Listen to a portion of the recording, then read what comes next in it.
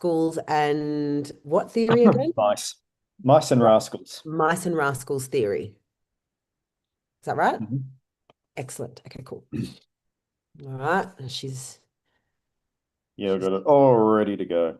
excellent. Okay. Hello and welcome, everybody. My name is Carolina Jimenez. I am the founder here at Cara PR, and the lovely gentleman that you can see on the screen right this very second is the one and only Seamus Hart, the heart of Cara PR.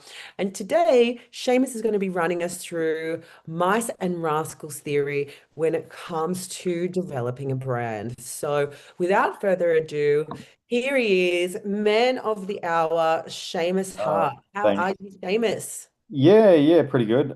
Just got to send through a request. I forgot to get the shaker. Yeah, I'm pretty good. Pretty freaking cold.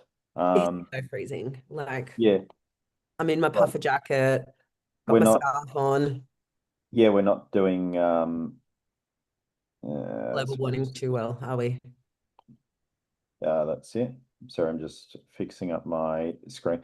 I hate it when it does that with none of them do the shared screen right. They delete everything else, and I'm just like, what? Why would you do that? It's such a thing.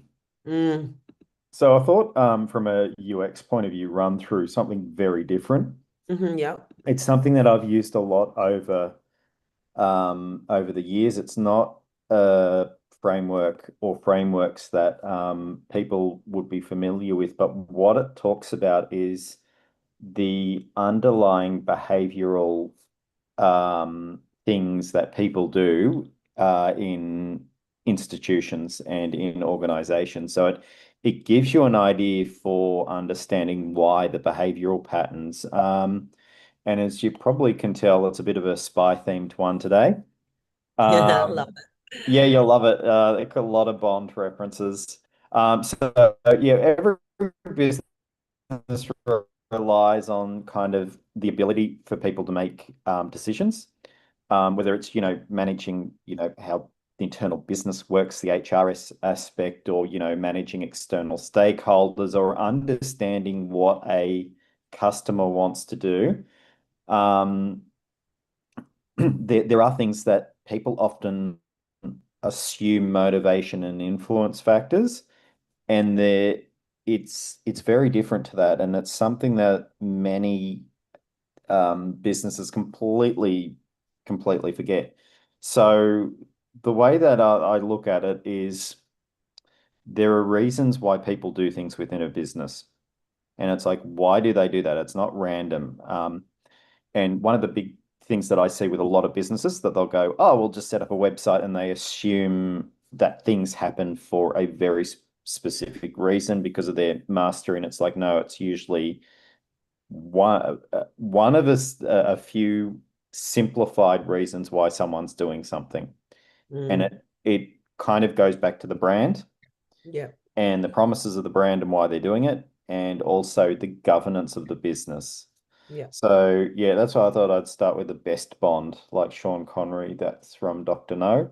There's going to be plenty of them in here. It's like it's I just went through and thought, yeah, this one I'm going to do.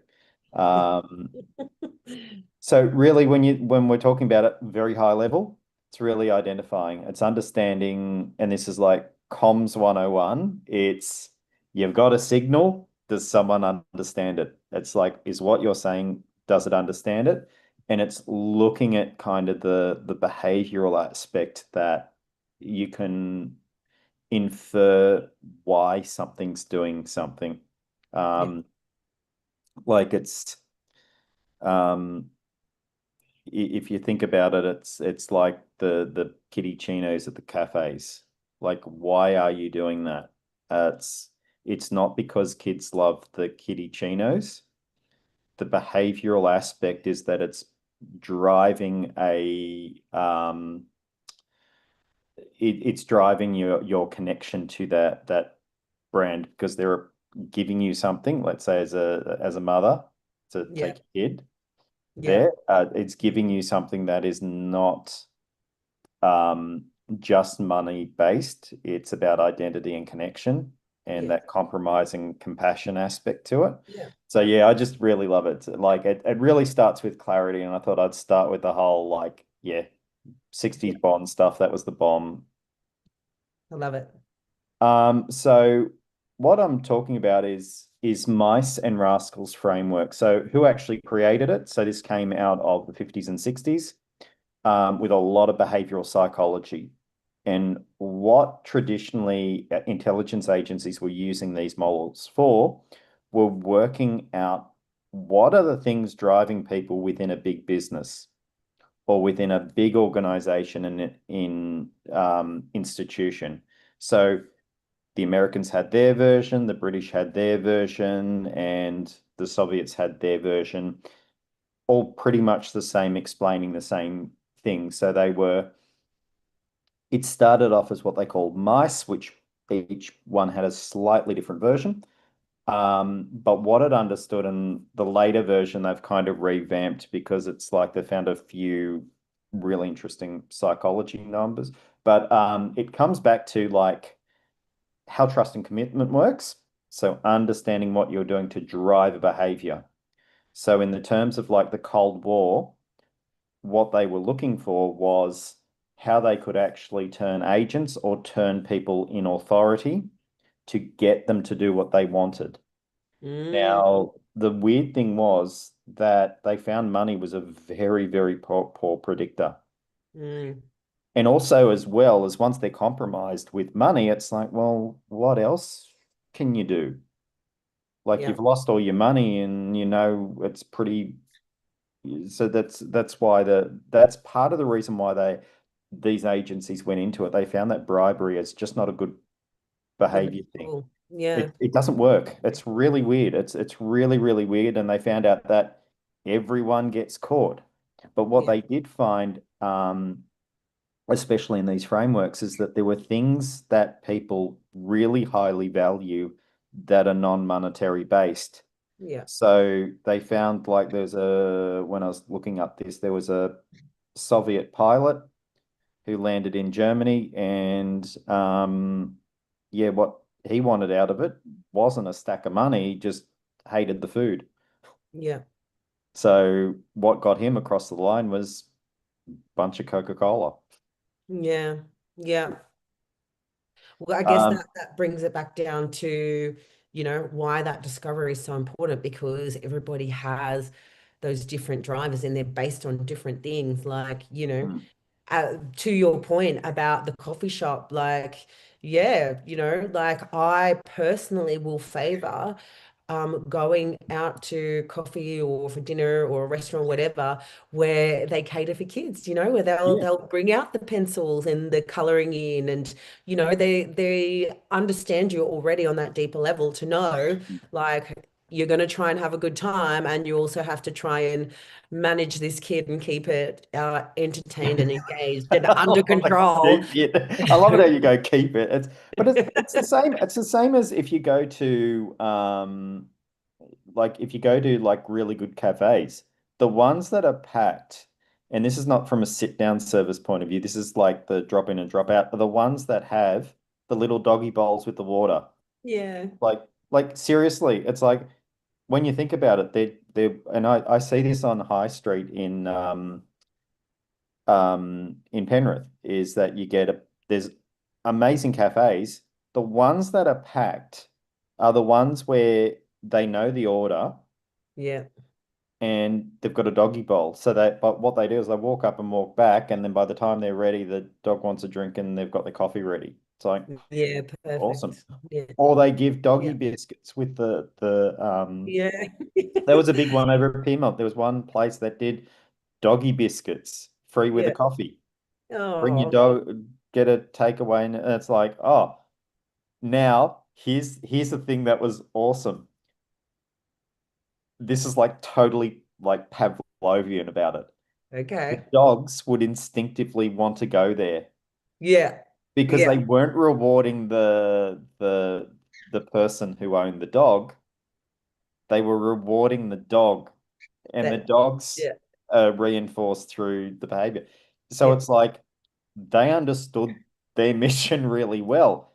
And again, it Yeah. had nothing to do going to that cafe in Piedmont had nothing to do with getting, the what is it called again? The coffee. The dog would be like, if we're going past this place, I'm getting my dog biscuit. So No, but true. it's a Yeah. behavioral driver, and Yeah. businesses don't look at it, and it's the Yeah. really simple stuff.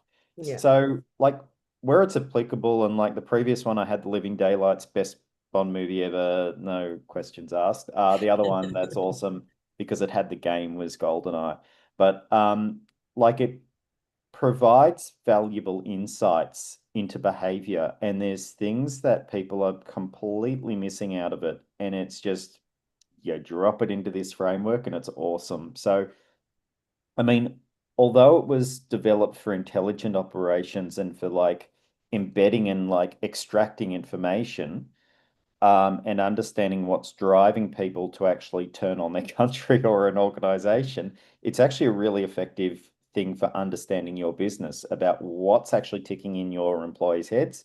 And Yeah. it's also what your customers are doing. So Yeah. it's amazing for CX. Like anytime I've put this in, you go, this customer falls here, this one falls here. Yeah. I've had a client lately where I used the mice one where they had a lot of um like it was a very short project. They thought they had a CRO problem. Mm. And what they found out is actually, no, it was quite the opposite. The Yeah. problem was that the people who were dropping out were only driven by one factor, and that's the Yeah. factor that you don't want in a business. Yeah. So worked out really well. Yeah. So the framework one is mice. So it says that most people that are in big organizations are often their primary motivator is money, ideology, compromise or coercion. And there's another one that says it's like there's a couple of other C's in there. I've heard about four of them. So like Yeah. compassion. Um, yeah, so you're looking at and ego. So you're looking at money. It's really that financial reward. The way that the framework works is they see it as really low value. Yeah. So because once the money pots run out, what can you do to motivate them? Not much. Yeah. Likewise, if they're wanting an increasing amount, there's going to be a threshold where that's not going to be and it's not saying it's bad or anything like that. It's just as it is. You've Mm. got ideology, which is basically the, belief, value, purpose, those high level drivers. Yeah. Your compromise and coercion, like you're thinking about it as negative and positive. It's either I'm telling you to do this as your boss, or it's protecting oneself, or actually teaming up with someone to get a really good outcome. Yeah. And then there's ego, which is the status and stroking the egos and getting the personal achievement. It's like I find it a really good one to start with, because when you're actually looking at it from internal and external point of view, you get some really interesting things. Yeah. So like the dog walkers with ideology, the dog had a purpose. It walked past there and it wanted that damn doggy biscuit. Oh my God, that's so cute. And It's it's so funny, but it's like when you look at the behavioral stuff, it's like yeah. that's what it was doing. You've trained their dog to every time you go past that, Yeah. which was really funny. Yeah. Hmm. Gold. Yeah, no, I thought, yeah, that's the mice framework, which is like that's the oldest one. So it looks at it from the point of view that there's underlying motivation for what people do. Yeah. It's not a vulnerability, it's just what's driving. So what Yeah. would so think of it like this: corporate, why do people get corporate? You've heard about the golden handcuffs. Yes. I'm very The familiar with them. only thing that they're doing is financial reward, which is Yeah. hugely risky, because if Yeah. someone comes along with a better reward, Yeah. they're going, or if suddenly they're made redundant, they are the most dangerous person in an organization, Mm. because they will slash and burn it down like no tomorrow. So Yeah. it's really interesting, like like that, and that's even with products as well around ideology. Yeah. So no one looks at an iPhone like the Apple fanboys don't look at the cost of their iPhone. Yeah, that's true. They just want to have that latest whiz bang. They have to be on trend. Everybody has to Yeah. say that they're like, And the then coolest or and mm, then Tim Cook's there just, counting his share bonuses for hitting targets.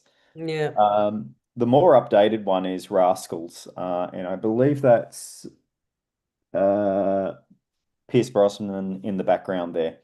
But is this it? was an Oh, there you update. go. Yeah, so this was an updated one. So it shifts focus more from around persuasion and influence.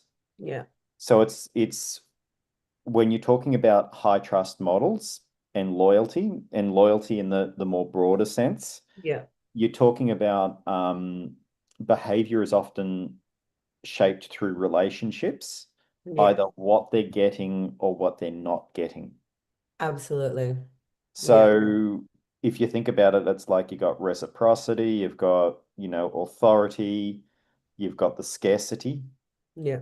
So look at those damn Labubus. That is Oh. like, yeah, I know. Yeah. They're Look at. so ugly. I mean, like they look evil and they're ugly. I just don't understand why you would pay $40 for this little stuffed thing and why people would line up. And like the latest trend down here is those bloody ushies or squishy, whatever they Oh God, yeah. And are. you know what? So there's reciprocity. So it's like if I've got an Ushi, some idiot has one. So I've got something in common. So there's Yeah. assertive. There's commitment and consistency. So whoever did this, it's psychological warfare, like Mm. 101. They're talking about like commitment and consistency. Like I can't just get one. I need to get the lot and I need to get the special limited edition ones. Yeah. And there's also social proof. Yeah. So it's like that stupid what's his name, Logan Paul drink. The social proof and the scarcity. Logan Paul. The health drink that people were going nuts on. Yeah, the Oh, influencer. And so yeah. someone who's like from an authoritative position is going, try this flavor. And it's like you can Mm. only get this flavor in certain places. Or Mm. like damn Hot Wheels at the moment with their treasure hunts. So Right. they'll bring out like a very small amount of one type of car, Yeah. and they'll only release it in a certain area. So you Yeah. can't just go to your Kmart and get it. You've got to go to different states to get different Yeah. cars. Yeah. Mm. Um, yeah, which is crazy, and it's like so you can see quite simply how people like use this model in their product definition. Yeah. And it's not just a simple need. It's like if Logan Paul went by the point of view of, oh, a simple incentive is I'm thirsty, I need a drink, he Yeah. wouldn't have sold one of them.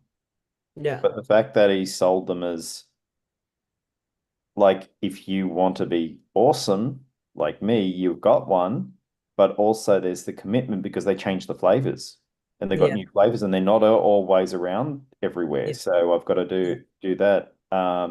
I know South Park lampooned that episode as well, but there's Yeah. also the social proof, like with the Ushis and those damn Labubus. It's like Yeah. the Labubus, it's like you don't even know what you're freaking buying. Like Yeah. or like me being autistic, that no, I don't like that idea. Like I Yeah. want to see it. Yeah. But yeah, this is the more up to date one, but it a lot of platforms when you actually see this model, you'll Yeah. realize how they're actually running it Yeah. to sell products, and it's really scary. It's like Mm. how effective it is if you get those, like the ones that do well, hit all of them. Yeah. And in a very, very scary rate. So, because it also has the relationship thing. Yeah. in the social psychology thing, that it's like it's not just me grabbing it. It's like, to me, to be part of the group or an authority in the group, I Yeah. have to have it, otherwise I'm not Yeah. there. Yeah. Yeah. Um, And it reminds me of these conversations I was having with a client about, like, in today's day and age with, social media and advertising and publicity. This is why there's such a huge market for these yeah, influencers, because, nobody said, like, according to the internet, and I suppose society today, you're no one until someone says that you're someone, it's right? exactly, no, no, you're 100% right. And it's like it's like it's a both of these frameworks is that I always use, because it's a precursory behavior before you start doing any service design. Yeah, And like, just side by side, you're understanding how people act, and then you're also saying, well, how they are influenced, or the principles of influence, which is a precursor for loyalty. So what they're looking for is like, why am I acting with what is it going to do for me? Because people are pretty selfish, especially in institutional point of views. And when you break it down, it's like really crazy. Like, especially when you're looking at like the money point of view, it's the lowest behavioral driver. Because if you're talking about scarcity, liking, social proof, the money thing goes out the window. yeah, It's like people spending like $600 on like a Labubu on like the special or limited edition. I don't get it. I'm sorry. Just I don't get it. These random like yeah, ones that you get out, like what are the Lucky Dip ones. yeah, Sorry. I'm probably not on either of those ones on that. But yeah. yeah. Or the ones that I saw in the 90s was the mums groups with Oshkosh. Yes. Whatever happened to poor old Oshkosh? Like, and Pumpkin Patch, Yes. being the primary, I suppose, what sales seller of them, just completely shut down. But yeah, Oshkosh was like the holy grail of what you dressed your kids in. Yeah, no, it was. And it was just like, you'd be like, you weren't, yeah, it was like a level of value and consistency, and like, yeah, value shift. But it's really interesting when you put it from a brand point of view. It's like understanding the motive is number Mm. one. Number two is applying that influence model. And Yeah, number three is understanding what the behavioral outcome will be. You put yeah, those three together and you have got an extremely potent mix. And I know Near EL talks about very similar things a lot in his books, is that you're putting these two together, and it's like, yeah, it's really, really crazy. It's like even Red Bull built a entire brand around this before yeah, they even had a product. yeah, Um, and why this resonates, it's like, think about it, it's like, it's how do people act and why are they influenced? yeah, And it's giving them and it's not saying to use it as yeah, got a Casino Royale theme going on that one, yeah. in a Doctor No style. Um, but understanding the behaviors and improving conversation makes better strategic decision. If you know what people are, the why they act, and explaining how they're influenced, it's like you can push them to where you need them to go, Absolutely. for a business point of view. It's like, and I've seen quite a few HR departments struggle with this, where they go, "Oh, we'll put pizzas," and then they actually haven't worked out that there's quite a few people in there who are fitness fanatics, Yeah, or they're gluten intolerant. So it's like yeah. they're acting on the point is that they don't want the pizza because they can't eat it, Mm, which yeah. means that they're not getting any level of resonance or influence over I'll them. give you another example. There was a client who was an energy drink.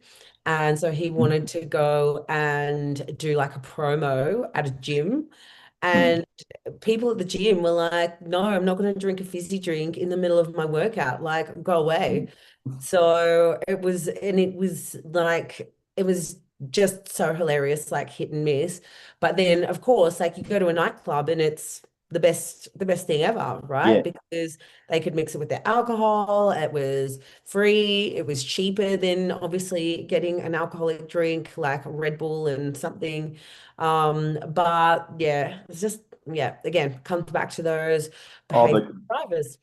the context. It's funny. You kind of read my mind because I was actually going to use an example that I came across around it.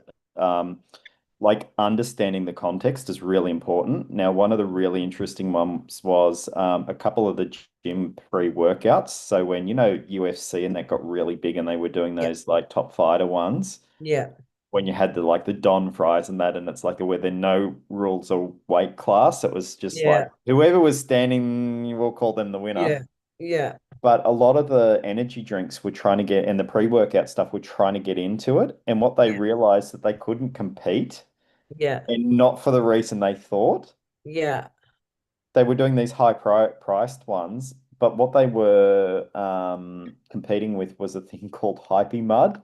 So a lot of the fighters, what they realized came out of the really successful ones, came out of like obviously prison systems, for the obvious reasons. And you can't really take a, workout into, let's say, a Californian workout system. So there was this one guy, I think it was Kimbo Slice, had a thing called Hypey Mud, okay. and it was Diet Coke with, I think it was like 10 tablespoons of Nescafe.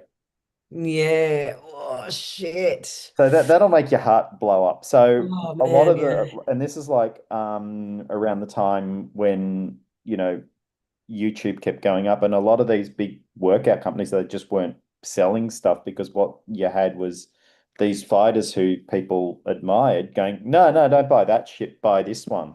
Mm, It's yeah. like, can of Diet Coke and with a ridiculous amount of caffeine, you've just suddenly got your pre-workout, and Yeah. you'll be juiced to the absolute eyeballs.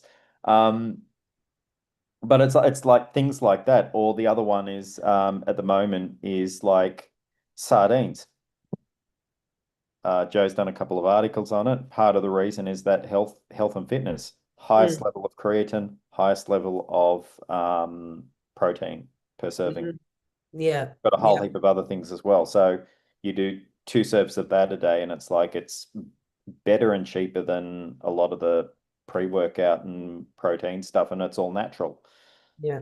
So it's like understanding, as you said, the context. And then I guess exactly what you said. It's, you know, understanding people, starts with understanding, what are they doing and why. So, the better decisions that you're making is understanding those behavior patterns.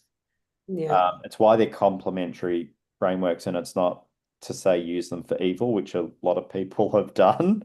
Yes. Um, but no, it's also as well. It's like if it used in the right framework and the right context, you're getting a lot of very good things out of it. Yeah, absolutely. Yeah.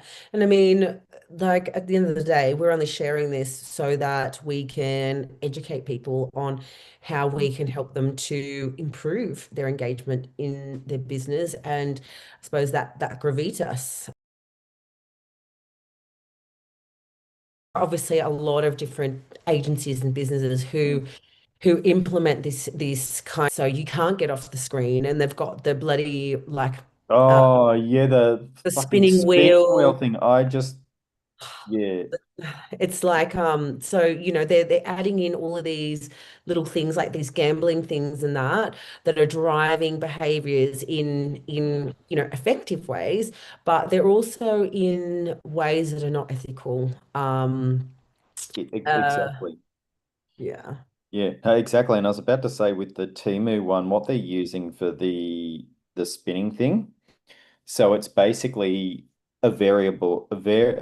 variable reward system.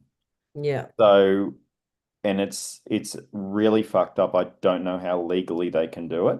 Right. Yeah. Because what you're doing is that you've got a price. So you're getting frustrated because you can't get to the item that you want. Yeah. Now, if you don't get a prize on it, who cares? I've now just got to my item. I'm now not pissed off. I'm feeling relieved I can actually get and buy it. So the Mm. propensity of me buying it a lot Mhm. higher. Yeah. And then there's also the flip side with variable reward, where it could come out with a bunch of like stuff, Yeah. which are not really rewards. When you look at it, they're absolutely screwing the customer. Yeah. Yeah. Um, and they're also making a behavioral profile. So if you say, "Oh, I've got $100 gift voucher," I'm Yeah. suddenly just going to put everything in the bag that I want. Yeah. And then I look at the shipping and I go, "I'm not going to get that." What they've now got, they've worked out what you want to buy. Yeah. It's like I just think it's really black arts of selling stuff. And the stuff's crap anyway. So it's like, Oh my God, yes. Yeah.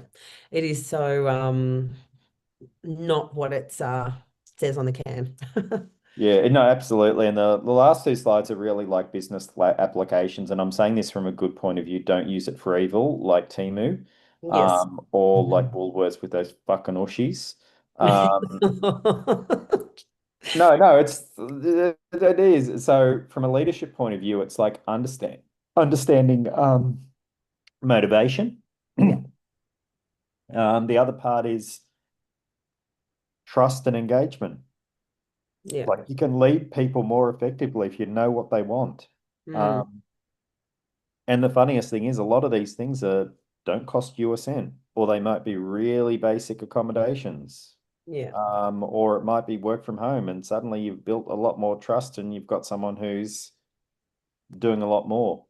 Yeah. Sales and marketing, it's like it's the 101. It's understanding what they want, which leads to loyalty and conversion, and also identifying what sort of outcome they want to do. Like for sales, it's like what outcome do you want to drive? It's like those both of those frameworks first works out what is the core driver, and the second one is, well, what is the secondary stuff to drive that behavior. So it's really basic, and yeah, I've got the original go to one with his Aston Martin. I think Mm. that's From Russia with Love. Yeah. And then also from a governance point of view. So a really good one is if you look at it from a negative point of view, you're understanding influence and predetermined interest. Now, if you look at a lot of the board companies that are in a lot of trouble, the underlying thing is I'm looking at the property industry. If your only behavioral driver is money, you're going to get a lot of people who are going to manipulate the shit out of it and put your company and probably board of directors for a bunch of exposure and risk profile. And I've even seen it with companies where they've only um, assessed their team on one or two factors, being money, being one of it, like how much is through the door. So the ethical side, you're getting the wrong product fit and you're getting all the wrong people through the door. So it exposes you. Um, it also means that you can look at it from like stakeholder behavior, understanding what the conflict is, because the behaviors may be very, very different. So common one with CX and UX teams and marketing teams. Marketing go, oh, well, I have to hit these sales targets. CX and UX don't work. Well, they work like that in an indirect way. They're saying this is the best for the customer, Yeah. and it doesn't always match. So understanding that helps. And also, yeah, for design point of view, it also you're understanding friction in a journey, why a person would or wouldn't do it. And I've even heard with the Ushi stuff where there's parent groups online and they're hilarious to read through. They Oh, basically mapping it so they can't going to I'll have to send it through to Joe, but going to um, like Woolies. supermarkets that don't have any of those things promotions going on. Yeah. Yeah, no, I mean the overall thing, it's like improves satisfaction and retention, and that's clients and staff. So if you're understanding what's driving them, understanding the rascals, you're doing a whole you're basically, you know, understanding which way it's going and like what why they're doing it. Yeah, but that's I know it was a short one today, but that's basically it. And I just thought it was a really interesting one, and I managed to get all the good bonds in there. No, it was really good, really insightful. And we got a couple of questions through. So the first question was, so how do I go to my manager and say, okay, we need to do this? And how does that fit into our business if we're going to have a look at a relook at, I suppose why things aren't connecting? What is the sort of tour track that I need to have so that we can engage in this type of, I suppose, not experiment, but discovery? Well, part of it comes from a journey mapping. So Hmm. understanding what that your service model looks like. And then there's the flip side of it, which you need to look at personas and archetypes. So Yeah, the types of behavior people do within the service, or even from a company point of view. So if you're looking at like a really good one is Lush. Most of their employees, it's ideology. So it's very belief value driven business. So they're getting people with those same sort of sense of cause and alignment that yeah, reflects back to their brand. So yeah. the way that they do it is that they look, that's answering why people are acting. So why are they there? Oh, it's a good cause business. I'm helping out with doing all of this thing. Grilled is a really good example where they've done the opposite, where they've done ideology and then they've realized that they've used it as a tax break. That's not me quoting that. Hmm. That's in all the papers. So Yeah, they got caught greenwashing.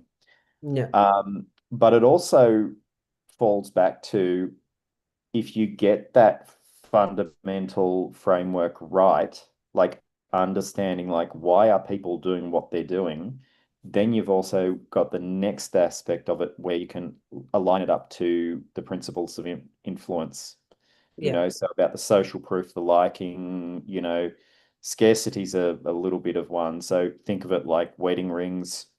Why does in certain markets, why does the Tiffany's solitaire dominate the market? Authority number one. So you got to remember it's like on a basic point of view that the ideology that they believe that's the best ring that they can ever get. mm, Um, their compromise or commercial coercion is about image. So they don't want to look like they've got a cheap ring. yeah, There's also about the status and pride. Look, someone's picked me and look what I've got on it. yeah, So from the way that Tiffany's has aligned that rascal model is that they've looked at scarcity. So all their friends don't have it. yeah, They're looking at the commitment. It's a commitment. It's yeah, a personification of commitment. Um, it's social proof. yeah, Like it's not something that's arbitrary. It's like that Tiffany solitaire is worth X amount of money, and I have social proof of it that I can put it on the interwebs and all that. And there's also the other one that it's the reciprocity thing. So it's a status symbol. So when they go into, here's a really, really good tip for women who are going for looking for, they've just been engaged. Buy yourself the cheapest, shittiest looking ring. You'll save yourself a stack of money because so a lot of the hotels are trained to look at the ring.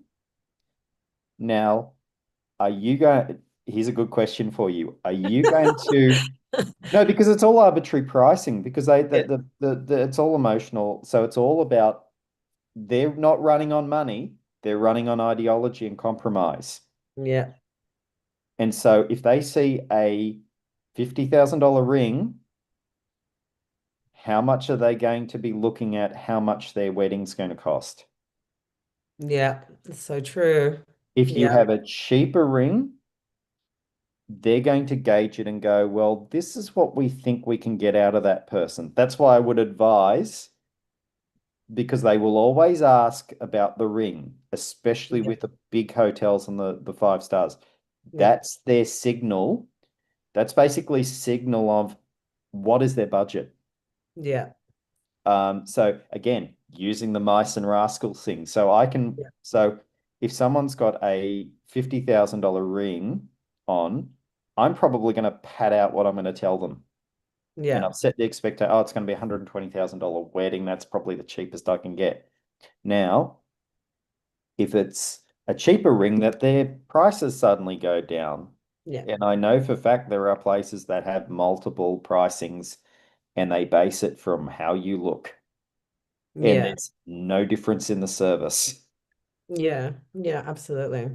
Yeah, Yeah. so that's I know that's a bit of a roundabout one, but it's like it's no, it's like if you think it's because a lot of people go, oh, it's spy sort of stuff. It's like no, people do use it, and when you actually see it, it's actually really fucked up. Yeah. That's true. Like you can see the way people respond to, I suppose, a huge diamond ring. You can see the way Mm, people respond to a very expensive car. And yeah, always they're going to change their behavior based on that. And we now see clever businesses baking it into the way they do business. Now, mm. there's ways to do that, obviously, in a non-ethical way, and there are ways of doing that in ethical ways. We Yeah, only promote doing it in ethical ways, um, absolutely.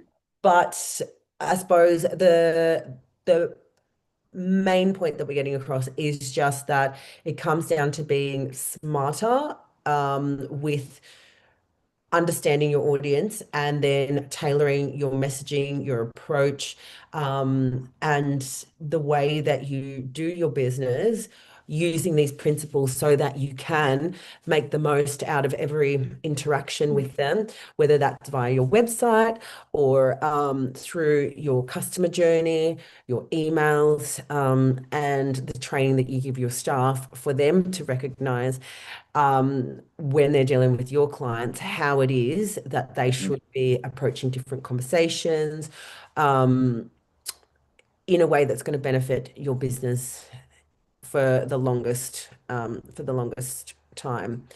So yeah, that's yeah, pretty much it in a nutshell. So yeah. amazing stuff.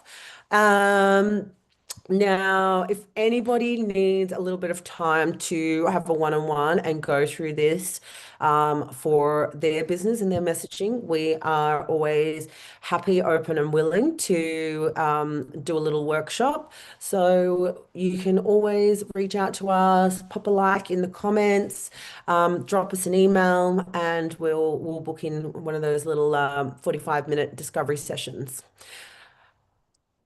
Yeah. Oh no, that was so much fun. Yeah, it's funny doing that sort of that methodology because when you see it, it's like it becomes very, very obvious how they're hurting the cats. Yeah, absolutely. And it is like herding cats, because we've all got different minds and different lives and our lifestyles and our kids and our like all of those things are rolling into the way that we present ourselves to the world and the way that we see products and services. So yeah, awesome. Rock and roll, everyone. Well, that's been a really good session. Thank you, Seamus. And you've done it in world record time. We normally end up having like such a chit Oh, chat and a laugh for like an hour and a half, but we've kept it short today, which is amazing. Everyone can send through their comments and questions if they haven't had a chance to, or if they've had to duck off. But other than that, have an incredible Friday, and we'll be on in 2 weeks' time. Um, to answer your questions and give you more valuable information all around how to turn your business into a brand. So, thanks, Seamus. oh, thanks. Yeah, thanks